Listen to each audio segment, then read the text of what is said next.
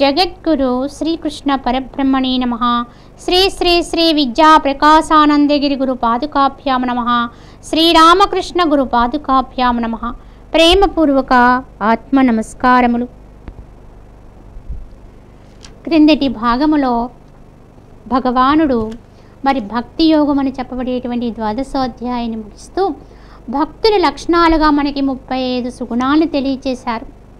ఈ 35 సుగుణముల్లో ఏ కొన్నింటిని మన అభ్యాసము చేసినప్పటికి కూడా మిగతా అన్నీ కూడా మన దరి చేరుతాయని గ్రహించుకోవాలి. కానీ అవన్నీ కూడా జ్ఞానితత్వంతో కూడిన లక్షణాలు చెప్పారు. అలాగే యోగం గురించి చెప్పారు. అలాగే నిష్కామ కర్మాచరణ కూడా దానికి ఆపాదించి మరి ఆ 3 యోగాలతో కూడినటువంటి భక్తిని జోడిస్తేనే అది చక్కగా మనకి ఫలిస్తుంది అని మనకి ఉద్బోధ చేశారు. మరి అటువంటి 35 సుగుణములుగా చెప్పబడినటువంటి ఈ భక్తుని యొక్క లక్షణాల్ని భగవానుడు చివరిగా ముగిస్తూ ఏం చెప్పారు? ఎవడైతే వీటి యందు శ్రద్ధ కలిగి నన్నే నమ్ముకుని, శ్రద్ధ ఉండాలి. ముఖ్యంగా రెండోది ఏమిటంటే పరమాత్మనే పరమగతిగా ఎంచగలిగిన విశ్వాసం ఉండాలి, నమ్మకం ఉండాలి. అది చాలా అత్యంత అవసరం. అప్పుడే భగవంతుని యందు ఎప్పుడైతే మనకి ఈ విశ్వాసం ఉంటుందో అప్పుడే భగవద్వాక్యముల యందు కూడా అంతే విశ్వాసం చేకూరుతుంది. అప్పుడే మనకి వాటి యందు శ్రద్ధ అనేటువంటి స్వభావం కలుగుతుంది. కనుక నన్నే నమ్ముకుని నా యందే విశ్వాసము కలిగి నేను చెప్పినటువంటి ఈ అమృత రూప ధర్మము, మృతము అమృతము, మృతము అంటే నశించేపోయేది, మృతమైపోయేది. అమృతము అంటే మృతము లేనిది, అమృతము అంటే నాశనము లేనిది. ఇప్పటి వరకు భగవానుడి అధ్యాయంలో బోధించినటువంటి భక్తుని యొక్క తత్వం అంతా కూడా దాన్ని ఏమని పోల్చారు ఇక్కడ అంటే అమృత రూప ధర్మము అన్నారు. దీన్ని బట్టి గమనించుకోవాలి ఈ జ్ఞానము ఎంత గొప్పదో. ఇటువంటి భగవతత్వాన్ని ఆపాదించుకోవడం అనేది నాశరహిత తత్వాన్ని పొందడం అనేదే మనము గమనించాలి. ఆ నాశరహితమైనటువంటి పరబ్రహ్మతత్వాన్ని పొందటానికే మనకి ఇప్పటి వరకు భగవానుడు చెప్పినటువంటి భక్తితత్వం అనేది మనము గ్రహించాలి.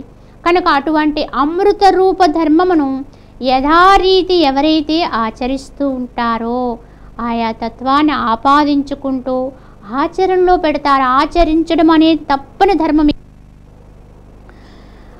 కావున ఈ భక్తి యోగాన్ని ముగిస్తూ కూడా శ్రద్ధకి ఆచరణకి తప్పకుండా ఆయన ప్రథమ స్థానాన్ని కల్పించారు. ఆ శ్రద్ధాభావం ఉండాలి, వాటిని ఆచరణాత్మకంగా తీసుకోవాలి. ఎప్పుడూ కూడా మనము ఏదైతే తెలుసుకున్నామో దాన్ని ఆచరించినప్పుడే దానికి చక్కటి ఫలం అనేది మనకి వనగూరుతూ ఉంటుంది. ఆ విధముగా ఆచరించినది నువ్వు దేన్నైనా సరే ఇంకొకరికి దాన్ని బోధించడానికి అర్హతను పొందుతావు. కావున ఏ విధంగా అయినప్పటికీ కూడా ఆచరణ అనేది తప్పని విధి. ప్రతి ఒక్కళ్ళము కూడా దాని ఫలాన్ని మనం అనుభవించాలన్నా లేదా అది ఇతరులకి అందించాలన్నా ముందు అది మనం ఆచరించి ఉండాలి. గాంధీ గారి విషయంలో ఒక కథ చెప్తూ ఉంటారండి. ఆయన స్వాతంత్ర్య సమరయోధుడే అయినప్పటికీ కూడా ఆయనకు ఒక మహాత్మా అనేటువంటి బిరుదుతో మనం సత్కరిస్తూ ఉంటాం. ఎప్పుడూ కూడా ఆయన గాంధీ మహాత్ముడిని అంటూ ఉంటారు. అది పుట్టుకతో ఆయనకు పెట్టినటువంటి నామమా అండి అంటే కాదండి. ఆయన యొక్క ఆచరణ వల్ల సాధించుకున్నటువంటి ఆ యొక్క నామానికి సార్థకత్వాన్ని కల్పించుకున్నారు ఆయన. కావున ఆయన గాంధీ ఆత్ముడు అని చెప్తున్నాం. అందరము ఆత్మలమే. కానీ దాన్ని ఎవరెవరైతే ఉన్నతమైనటువంటి స్థితిలోకి తెచ్చుకుంటారో వాళ్ళు మహాత్ములు అవుతారు.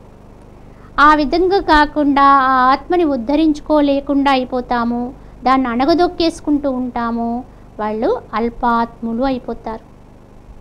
కనుక ఈ అల్పాత్ములుగా ఉండాలన్నా మహాత్ములుగా ఎదగాలన్నా రెండిటికి కారణం ఎవ్వరు అంటే దానికి మనమే కారణం. మన యొక్క చర్యలే కారణం, దానికి మన యొక్క ఆచరణే కారణం. మరి ఆ ఆచరణ అనేది చాలా చాలా ముఖ్యమనేది మనం గుర్తుంచుకోవాలి. అందుకే చివరికి అధ్యాయాన్ని ముగిస్తూ కూడా భగవానుడు ఆచరణకి అంత గొప్ప స్థానాన్ని కల్పించారు. మరి గాంధీ గారు మహాత్ముడు ఎందుకు అయ్యాడండి అంటే ఆయన ఎప్పుడూ ఆచరించిందే చెప్తూ ఉండేవారట. ఎప్పుడూ కూడా ఆయనకి భగవంతుని యొక్క భగవంతుని నుంచి వచ్చేటువంటి సమాచారం అంటే ఆయన చేతిలో ఎప్పుడూ ఒక భగవద్గీత చిన్న గ్రంథం ఉంటూ ఉండేది.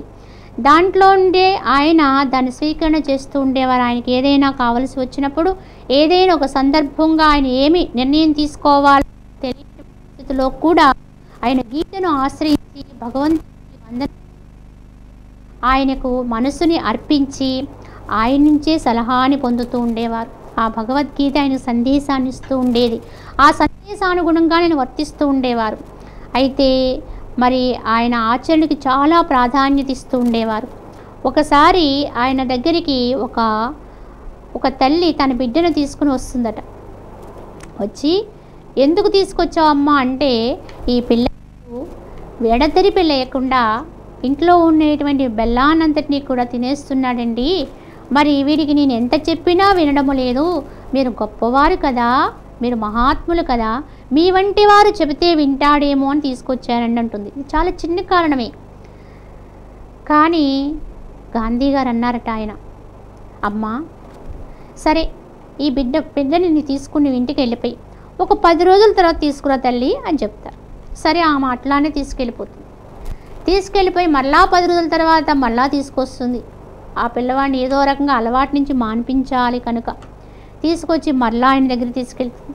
అప్పుడు చెప్తారంట ఆయన, నాయన బెల్లం తింటే చాలా అనర్థాలు వస్తాయి, అతిగా ఏది తినకు నాయన, ఏదైనా సరే అతిగా తినడం వల్ల వచ్చే దుష్ప్రభావాలే కనుక నువ్వు ఈ రోజు నుంచి దాన్ని తినడం మానుకో అని దానికి సరైన విధానంలో ఆయనకి చెప్తూ ఉంటారు పిల్లవాడికి. ఆ తల్లి వింటూ అనుకుంటుంది, ఇందులో ఏముందో ఒక ప్రత్యేకత, బెల్లము తినకూడదు అందరూ చెప్పేదే, సరే తినకు నాయనా అని చెప్తున్నారు.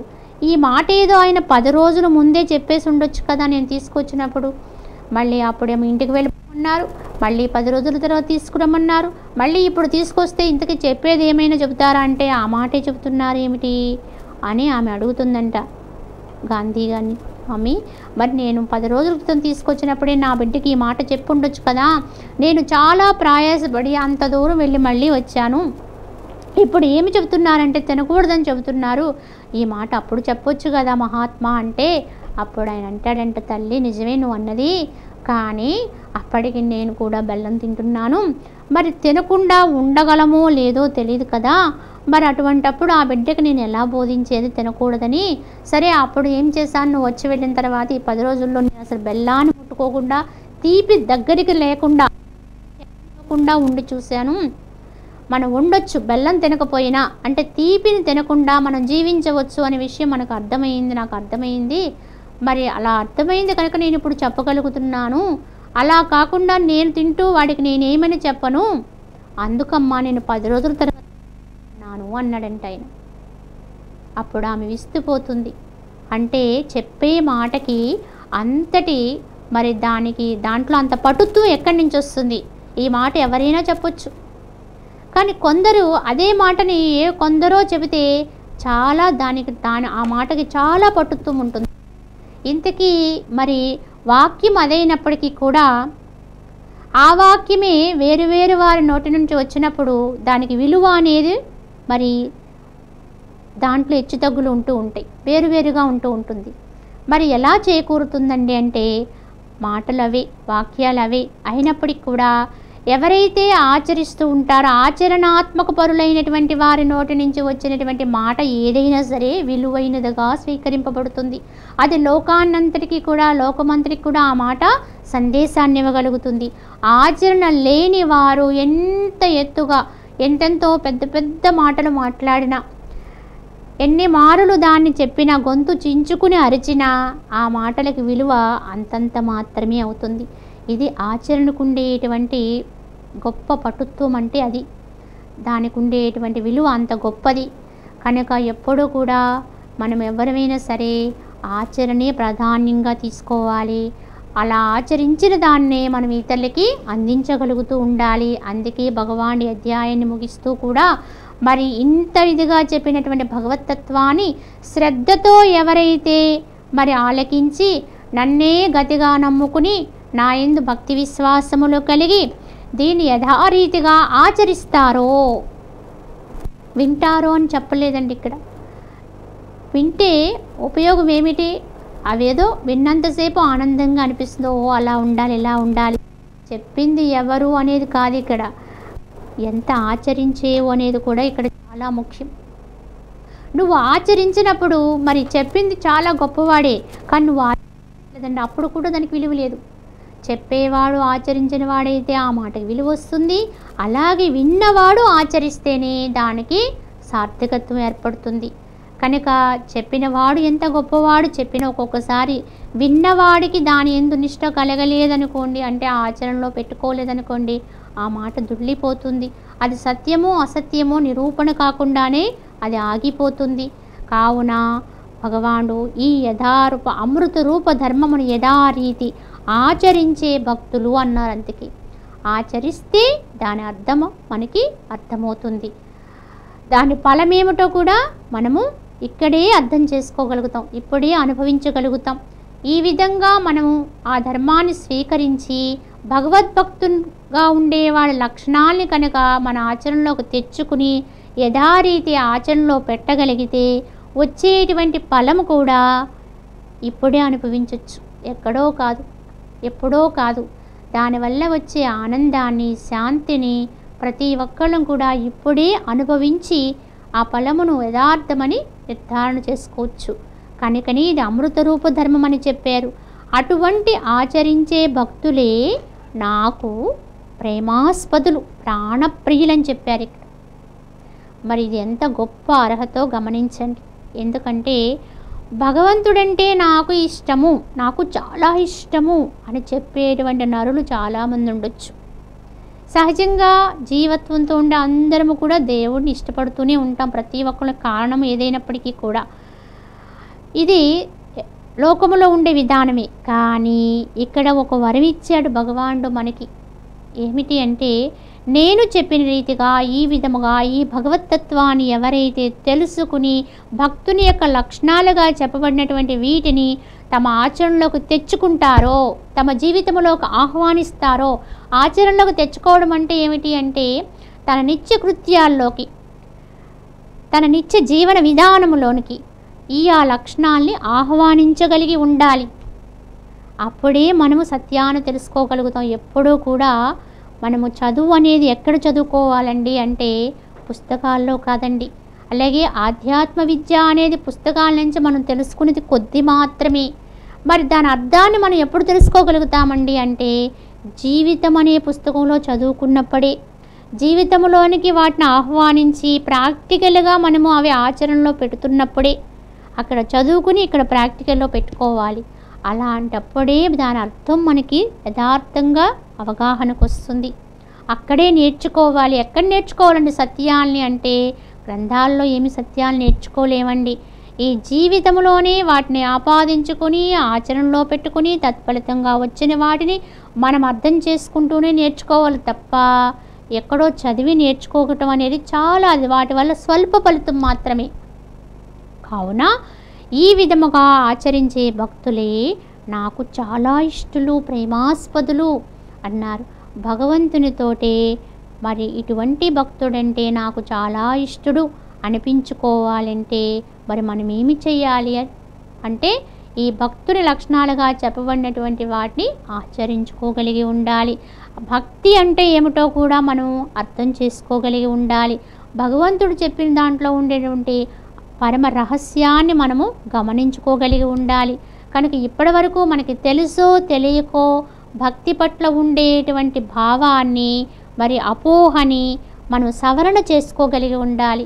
కనుక భక్తి అంటే ఏదో ఆలయాలకి పోవడము, లేకపోతే తీర్థయాత్రలకు పోవడము, ఆయా సందర్శించి వాటిని ఏదో గొప్పగా అందరికీ తెలియజేయటము, నేను కాబట్టి ఇన్ని చూసి వచ్చాను, ఆ దేశం వెళ్ళాను, ఈ దేశం వెళ్ళాను, అక్కడ పలానాది ఉంది, ఇక్కడ ఇంకొకటి ఉంది, లేకపోతే ఇది, మీరెవ్వరూ వెళ్ళి చూడలేని వాటిని నేను చూసి వచ్చాను అనేటువంటి అహంకార భావంతో వాటిని ప్రదర్శన చేయటము, అందరికీ కూడా వాటిని వినిపించటము, లేకపోతే ఇలా మనము చేస్తూ ఉంటాం. బయట చాలా జరుగుతూనే ఉంటాయి. యజ్ఞయాగాదులు మన దగ్గర బలం ఉంది, ధనం ఉంది కనుక మనం ఏదో యజ్ఞయాగాలు నిర్వర్తించి మనకి మనమే గొప్పవాళ్ళంగా భావన చేసుకోవడము, ఇదేమీ కూడా యథార్థ భక్తి కాదు అని తెలుసుకోవాలి. ఇప్పుడు మనకి ఇక్కడ భగవానుడు ఇచ్చినటువంటి తత్వాన్ని అర్థం చేసుకోగలిగితే ఎక్కడా కూడా ఇందులో అసలు ధన ప్రసక్తే లేదండి. ఒకటి అర్థం చేసుకోండి, అసలు ఎక్కడా కూడా మధ్యలోకి భగవంతుడికి భక్తునికి మధ్యలో భౌతికములో ఉండేటువంటి ఏ సౌకర్యాల్ని కూడా మధ్యలోకి తెచ్చుకోలేదు, తేలేదు. వేటి వల్ల కూడా భక్తి అనేది రాదు అండి. అంటే అవన్నీ పెట్టుకుంటే అవన్నీ అధికంగా ఉంటే భక్తి అనేది పని పెరుగుతుందా అనేది కాదండి. వాటిని పెట్టి భక్తిని కొనగలమా అంటే అస్సలు కొనలేమండి. కనుక పరమాత్మకు మనము మరి ఏమి ఇవ్వగలిగితే భక్తి పెరుగుతుందంటే మనస్సుని అర్పణ చేయగలిగితేనే. ఇప్పుడు మనకి చెప్పినటువంటి అన్ని లక్షణాల్లో కూడా అర్థం చేసుకుంటే ఇవన్నీ కూడా మనసుకి సంబంధించిన పరివర్తన లక్షణాలే తప్ప అన్నేమో కాదు. వాటిని మనకు మనమే చక్కటి విచక్షణతోటి జ్ఞానముతోటి, జ్ఞాని తత్వం, జ్ఞాని భక్తి జ్ఞానము, జ్ఞానమే భక్తి, ఇది కూడా గమనించుకోవాలి. అంటే భక్తుడంటే వేరు, జ్ఞాని అంటే వేరని కూడా మనము భావించకూడదు. మరి ఇక్కడ చెప్పిన అన్నీ కూడా ఒక జ్ఞానికి ఉండే లక్షణాలే చెప్పారు, దాన్ని భక్తి లక్షణాలు అన్నారు. కనుక భక్తుడు లక్షణాలు అన్నారు.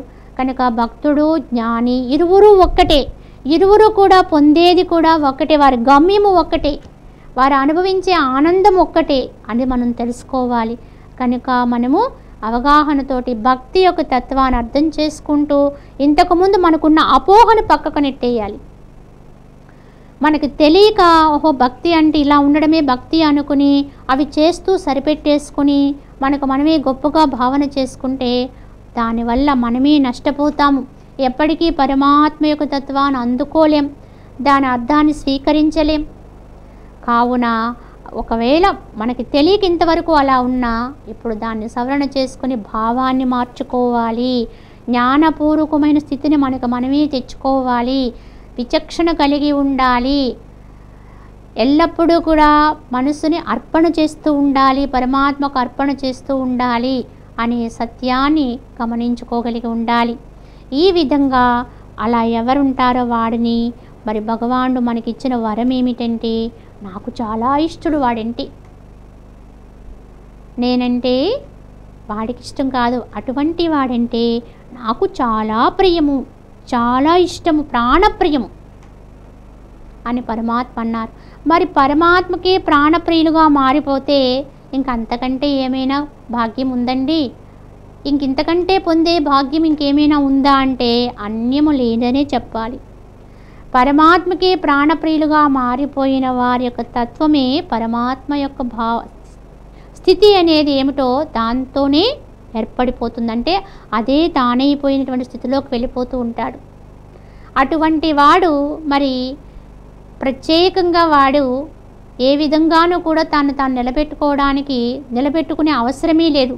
అన్ని వేళలా వాడిని పరమాత్మే నిలబెడుతూ ఉంటాడు. వాడిని ఎక్కడుంచాలో, ఎలా ఉంచాలో, ఏమేమి అందించాలో అన్నీ పరమాత్మే చూసుకుంటూ ఉంటాడు.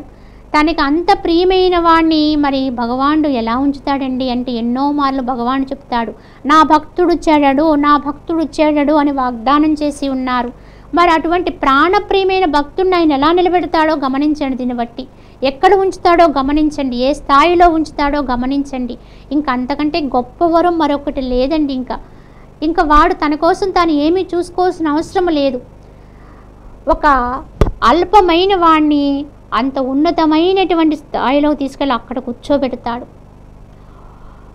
ఒక రాయిని రత్నంగా చేస్తాడైన, అంటే మట్టిలో ఉండేటువంటి రాయి అంటే ఆ మణి ఉన్న దాన్ని వెలికి తీసి మాణిక్యంగా తయారు చేస్తాడైన, అంత గొప్ప విలువను చేకూరుస్తాడు. కనుక భగవంతుని యందు యథార్థమైన భక్తితత్వం కలిగిన వాడు ఎవ్వడూ కూడా ఇంకా తన కోసము తాను ఎదురు చూడవలసిన అవసరము లేదు. తన యొక్క ఉన్నతి కోసము తాను ఏ విధంగానూ పాటుపడవలసినటువంటి అగత్యము లేదు. వాడి ఉన్నతి అంతా కూడా పరమాత్మే స్వీకరణ చేస్తాడు. ఎంత అట్టడుగు స్థాయిలో ఉన్నటువంటి వాడినైనా సరే తీసుకొచ్చి ఎక్కడో ఉన్నతమైనటువంటి సింహాసనము అంటే భౌతికమైనటువంటి భోగలాలసత్వంతో కూడిన సింహాసనం కాదండి అది. జ్ఞానపూర్వకమైనటువంటి కీర్తి కలిగినటువంటి జ్ఞాన సింహాసనం మీద కూర్చోబెడతాడు వాణ్ణి. అక్కడే వాణ్ణి స్థితం చేస్తాడు. అంత గొప్పదైన ఉన్నతమైన స్థాయిలోకి వాణ్ణి నడిపిస్తాడు. కనుకనే భగవంతుడికి అంత ప్రాణప్రియులుగా మారిపోవడమే మన విధి. అలాంటి ప్రాణప్రియులుగా మారాలి అంటే ఇప్పటి వరకు మనం పరమాత్మ నుంచి తెలుసుకున్నటువంటి ఆ భక్తి తత్వాన్ని, ఆ భక్తుని యొక్క లక్షణాల్ని మనకి మనమే చేరువు చేసుకొని, మనకు మనమే అభ్యాసం చేసుకొని, వాటిని ఆచరణలో పెట్టుకోగలిగి తద్వారా మనం ఉన్నతమైన స్థితిలోనికి భగవంతుని యొక్క సేవకులుగా ఎప్పుడూ కూడా పరమాత్మకు కింకర్లుగానే ఉండాలి. అలాంటి సేవా దృక్పథంతో మనం అర్పణ చేసుకుంటూ ఉంటే ఆ స్థాయిలోకి చేరుకోగలుగుతామని గుర్తించాలి. ఈ విధంగా మనం మరి పరమాత్మ అధ్యాయాన్ని ముగిస్తూ హరి ఓం తత్సత్ ఇది శ్రీమద్భగవద్గీతాసు ఉపనిషత్సు బ్రహ్మ విద్యాయాం యోగశాస్త్రే శ్రీకృష్ణార్జున సంవాదే భక్తి యోగో నామ ద్వాదశోధ్యాయః. సర్వం శ్రీకృష్ణ పరబ్రహ్మార్పణమస్తు. ఈ విధముగా మరి భక్తి యోగాన్ని ముగించి మరి భగవానుడు తదుపరి అధ్యాయముగా క్షేత్రజ్ఞ అనేటువంటి అధ్యాయాన్ని ఇప్పుడు మనకి ప్రారంభిస్తున్నారు. త్రయోదశో అధ్యాయంగా దీన్ని ప్రారంభిస్తున్నారు. ఈ క్షేత్రజ్ఞ విభాగ యోగం అనేటువంటి అధ్యాయము యొక్క పేరులోనే అంతరార్థము దాగి ఉంటుంది. క్షేత్రము, క్షేత్రజ్ఞుడు, ఈ రెండింటినీ కూడా విభజన చేయడానికి ఉపయోగపడేటువంటి అధ్యాయం ఇది, యోగం అది. కనుక దేహము అంటే క్షేత్రము అంటే శరీరమై, ఈ యొక్క దేహములో ఉండేటువంటి క్షేత్రజ్ఞుడు అంటే లోపల ఉండేటువంటి చైతన్యము, ప్రజ్ఞ ఏదైతే ఉందో ఆ రెండింటినీ కూడా విభజించి తెలుసుకోబడటానికి వీలయ్యేటువంటి జ్ఞానాన్ని అందించినటువంటి అధ్యాయము కావున దీనికి క్షేత్రజ్ఞ విభాగ యోగం అనేటువంటి పేరుతో దీన్ని మనకి అందించారు. అయితే ఈ అధ్యాయానికి పూర్వము మరి ఇప్పటి వరకు కూడా మనం భక్తి యోగాన్ని తెలియచేసుకున్నాం, పరమాత్మ తెలియచేశారు. మరి భక్తి యోగానికి ప్రారంభములో అర్జునుడు ప్రశ్నిస్తాడు, సగుణారాధన ఉత్తమమా, నిర్గుణారాధన ఉత్తమమా అని. అర్జునుడి యొక్క ప్రశ్నను పురస్కరించుకుని అక్కడ సగుణారాధన, నిర్గుణారాధన రెండూ కూడా ఉత్తమమే అని చెబుతూ భక్తుని యొక్క లక్షణాలు చెప్పి సగుణారాధన పరులైన భక్తి తత్వాన్ని ఇక్కడ విశ్లేషణ చేసి ఆ 12వ అధ్యాయం అయినటువంటి భక్తి యోగం అని చెప్పబడినటువంటి అధ్యాయాన్ని అంతటినీ కూడా భక్తి తత్వాన్ని విశ్లేషణ చేయటానికే పూనుకున్నారు పరమాత్మ, అక్కడ విశదీకరించారు. మరి అదేవిధంగా మరి అక్కడ నిర్గుణోపాసన కూడా చాలా ఉత్తమమైనది, దాని యొక్క భావన, దాన్ని ఎవరు చేయగలరో కూడా తెలియచేశారు. కనుక ఇప్పుడు మరి దాని యొక్క భావాన్నంతటినీ కూడా మనకి ఇక్కడ తీసుకొస్తూ నిర్గుణారాధన అనేది ఎలా ఉంటుంది, దాన్ని ఎలా చేయాలి, దాన్ని ఎలా తెలుసుకోవాలి అనేటువంటి జ్ఞాన సంబంధమైన విషయాలన్నింటినీ కూడా ప్రస్తావన చేయబడినటువంటి అధ్యాయము. కనుక ఇది జ్ఞానము, జ్ఞేయము రెండింటి గురించి తెలియజేయబడినటువంటి అధ్యాయం ఇది. అంటే భగవంతుని యొక్క తత్వాన్ని తెలియజేసినటువంటి జ్ఞానము చెబుతారు. అంటే ఆ జ్ఞానము ఏ విధంగా మనము ఆ జ్ఞేయాన్ని పొందాలంటే దాన్ని పొందడానికి మనం అవలంబించవలసినటువంటి ప్రయత్నాలు చెబుతారు. ఆ పొందబడేటువంటి జ్ఞేయ స్వరూపమైనటువంటి దైవము యొక్క తత్వము ఎంత గొప్పదో కూడా విశ్లేషణ చేయబడినటువంటి అధ్యాయము. కనుక దీనికి క్షేత్రజ్ఞ విభాగ యోగం అనే పేరుతో ఈ అధ్యాయాన్ని మనకి అందిస్తున్నారు. ఈ అధ్యాయ ప్రారంభంలోనే అర్జున్ యొక్క ప్రశ్నతో ఈ అధ్యాయం ప్రారంభమవుతుంది. హరి ఓం శ్రీకృష్ణ పరబ్రహ్మణే నమః. శ్రీమద్భగవద్గీత అద త్రయోదశోऽధ్యాయః. క్షేత్రజ్ఞ విభాగ యోగః. అర్జున ఉవాచ ప్రకృతిం పురుషం చైవ క్షేత్రజ్ఞమేవ చ ఏతద్వేదితుమిచ్ఛామి జ్ఞానం జ్ఞేయం చ కేశవ. అర్జునుడు ప్రశ్నిస్తున్నాడు, ఓ కేశవ, ప్రకృతి అనగా, పురుషుడు అనగా, క్షేత్రం అనగా, క్షేత్రజ్ఞుడు అంటే ఏమిటి, జ్ఞానం అనగా, జ్ఞేయం అనగా, వీటన్నింటి గురించి ఏమిటో నాకు తెలియచేయ ప్రార్థన అని అర్జునుడు భగవాన్ని ప్రార్థిస్తున్నాడు. కనుక ప్రకృతి అంటే ఏమిటో, పురుషుడు అంటే ఏమిటో తెలియచేయండి, క్షేత్రం అనగా ఏమిటో, క్షేత్ర అజ్ఞుడంటే ఏమిటో తెలియజేయాలి. అలాగే జ్ఞానం అంటే ఏమిటో, జ్ఞేయం అంటే ఏమిటో నాకు విశదంగా తెలియజేయ ప్రార్థన అని చెప్పి అర్జునుడు ఆయన్ని తాను తెలుసుకోవాలనేటువంటి విషయాల గురించి భగవాన్ని ఇక్కడ ప్రశ్నించాడు. మరి ఈ ప్రశ్నలకు సమాధానంగా భగవానుడు తెలియజేయబడినటువంటి ఈ జ్ఞానమే క్షేత్రజ్ఞ విభాగ యోగంగా తెలియజేయబడుతుంది. శ్రీ భగవానువాచ ఇదం శరీరం కౌంతేయ క్షేత్రమిత్యభిధీయతే ఏతద్యో వేత్తి తం ప్రాహుః క్షేత్రజ్ఞ ఇతి తద్విదః. భగవాన్ ఇట్లు చెప్తున్నారు, కుంతి కుమార, ఈ శరీరమునకే క్షేత్రమని పేరు.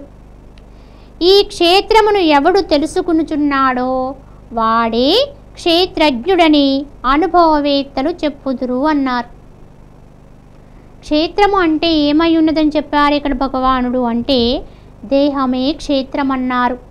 ఈ కనబడేటువంటి నామరూపాత్మకమైనటువంటి ఈ దేహమే క్షేత్రము. మరి క్షేత్రజ్ఞుడు ఎవరై ఉన్నారండి అంటే ఈ క్షేత్రమును ఎవరైతే తెలుసుకుంటున్నాడో, అంటే ఈ క్షేత్రములో ఉండి క్షేత్రమును అని ఎవరైతే దీన్ని ఏ ప్రజ్ఞతో తెలుసుకుంటున్నామో ఆ ప్రజ్ఞే క్షేత్రజ్ఞుడు అని చెప్పబడుతున్నాడు. కనుక ఈ విధముగా వాడే క్షేత్రజ్ఞుడని ఎవరు చెబుతున్నారండి అంటే ఇంతకుముందు తెలుసుకున్నటువంటి వాళ్ళు, ఇంతకుముందు అనుభవముగా గ్రహించిన వారు చెబుతున్నారు. అందుకే అనుభవవేత్తలు పలుకుతున్నారు, ఈ దేహమే క్షేత్రము. ఈ దేహమును తెలుసుకునేటువంటి వాడు ఎవడైతే ఉన్నాడో, ఈ క్షేత్రములో ఉండి క్షేత్రమును తెలుసుకున్నటువంటి వాడు, తన్ను తాను తెలుసుకున్నటువంటి వాడు ఎవడైతే ఉన్నాడో వాడే క్షేత్రజ్ఞుడు. అటువంటి ప్రజ్ఞని క్షేత్రజ్ఞుడు అని చెప్పి అనుభవవేత్తలు పలుకుతారు అని చెబుతూ, క్షేత్రజ్ఞం చాపి మా విద్ధి సర్వక్షేత్రేషు భారత క్షేత్రజ్ఞయోర్జ్ఞానం యత్తజ్ఞానం మతం మమ అని భగవానుడు తెలియజేస్తూ క్షేత్రజ్ఞం చాపి మా విద్ధి అన్నారు. అంటే క్షేత్రములు అనబడేటువంటి ఈ శరీరములు అన్నింటి యందు కూడా క్షేత్రజ్ఞుడుగా ఉండువాడను నేనే సుమా. కనుక అర్జున, క్షేత్రజ్ఞుడు తెలుసుకునేటువంటి జ్ఞానమే నిజమైన జ్ఞానమని నా అభిప్రాయమని భగవానుడు ఇక్కడ ఖచ్చితంగా నిశ్చయంగా తెలియచెప్పారు. మరి ఈ క్షేత్రజ్ఞ జ్ఞానము ఏమిటో భగవానుడు ఏమి తెలియజేశారో మరి వచ్చే భాగములో మనం దీన్ని విశ్లేషణ చేసుకుందాం. హరి ఓం తత్సత్.